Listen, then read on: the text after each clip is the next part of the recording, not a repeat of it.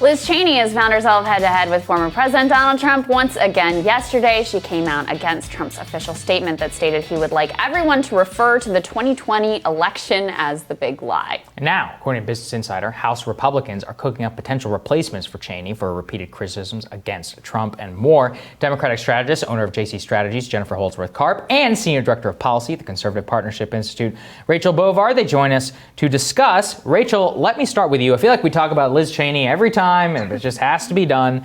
She has certainly put herself out there, not only in terms of pushing back on Trump whenever it comes to stop the steal, but really making it known that she wants to make it disqualifying anybody who went along with that, causing a lot of consternation within the caucus. And now people are floating replacing her. Do you think that that is something that might actually happen given all the tension between McCarthy and her currently? I think it might. I think Kevin McCarthy went to bat for her the first time around with the understanding that she would sort of take a step back, get in with the with the gang. And she definitely didn't. She went the opposite, right? She let the pendulum swing completely in the other direction, kept, making pretty bold claims, about the state of the Republican Party. But I will say this, I think that, the focus on January 6th and Trump's statements is one thing, but I think it's also masking a deeper divide between Liz Cheney and the rest of the Republican Party. And I think a lot of the Republicans are actually reacting to that. I think everything gets put on January 6th and the big lie and all these things. But again, Liz Cheney represents that part of the party that doesn't think there was any problem, before Donald Trump. They want to snap back again to this like dereg corporate tax cuts war. And that's the party they want to go back to. And so yeah, January 6th gets dragged out here, but I actually think it's reflective of a much deeper divide. And again, Liz Cheney is the conference chair. So she's responsible for all of the messaging, sort of being the point person on television for what the Republican Party stands for. You simply can't do that if you're out of step with where the Republican Party is beyond, just the, 2020 election, but all of its priorities. Yeah, I don't know, Rachel, because ultimately, and Jen, I'll get your reaction to this. Ultimately, there are almost everybody in the Republican Party wants to snap back to exactly the same policies that Trump himself ended up basically going along with, the traditional like Reaganism type Republican.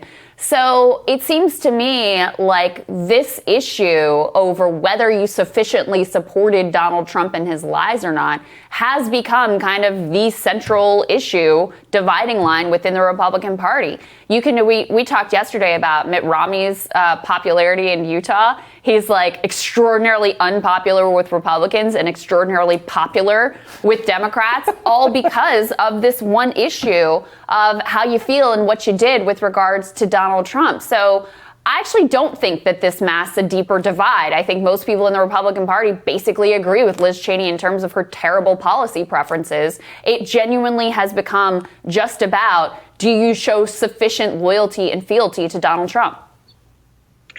I do think that Trump is a vector for a lot of these things. But, the more time I spend, with members, I do think that they're actually trying to iterate on this question. I completely agree with you that the Republican Party is flailing in terms of trying to figure out where it's going, but they are not lockstep on the issue of, where we should go back or forward. They're actually trying to iterate on this point, and I think they want space to do it. And I think that's a lot of the issue with Liz Cheney is she's like, we need to expel people from the party that don't completely agree with, this or that. And I think actually people are trying to look for space to figure this out. The younger members are actually pretty focused, on trying to get the Republican Party into something that it wasn't for the last 30 years. So, what do you think, Jen? Cheney's not going to let him do it. What's your reaction, Jen? Well, there's a couple things to unpack here. First, I can't be so blasé about January 6th and bringing it into the conversation. It is the point of the conversation. It was an insurrection against our democracy. So any Republican who is willing to admit that and to also risk their career based on that, I give them credit for it. But gosh darn it, stop making me defend Liz Cheney, because she didn't vote for the impeachment of Trump the first time around. She was lockstep with the Republican Party up until January 6th. And that's why I think you see a lot of people giving her credit for that. I'm not quite so sure that Democrats are ready to sort of like jump on board Cheney 2024. But this is something that we are willing to acknowledge, that the seriousness and the egregiousness of January 6th is why a lot of America is willing to hear her out right now. Second thing, There is no question that the Republican Party is united by two things: mass delusion, how much fealty you're willing to pledge to Donald Trump, and what it is you're willing to stop the Democrats from doing. There is no cohesive policy unit inside the Republican Party right now. Those are the two things that define it.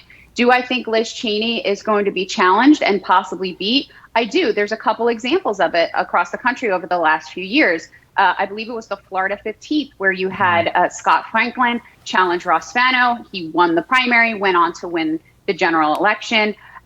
There's a lot of instances of this happening in the Republican Party, and it is one reason and one reason only: how loyal are you to Donald Trump and the big lie? Democrats have their issues in terms of policy right now, how far we're willing to go, how much we're willing to spend, who's on what side. It is a policy debate. It is a spending debate. Republicans have become nothing but a cult of personality for Donald Trump. There may be a younger generation who's looking to bounce back into the policy discussion. They're not in charge of the Republican Party. And as far as I can see, the Republican Party is dismissing them. So, Rachel, I think you're right that Trump is a vector, but it also is a vector in very interesting ways. Some of the most MAGA people are the biggest libertarians, and actually vice versa. So how do you kind of see that playing out? Because, look, I hear you. I'm not saying I don't hear the same thing, but on a public stance, there is still Mitch McConnell came out and spoke for the we'll talk about this next. Yeah, actually, you know what? Let's just save it for the next one. Okay, all right. Everyone stick with us. We'll be back with Team Rising right after this.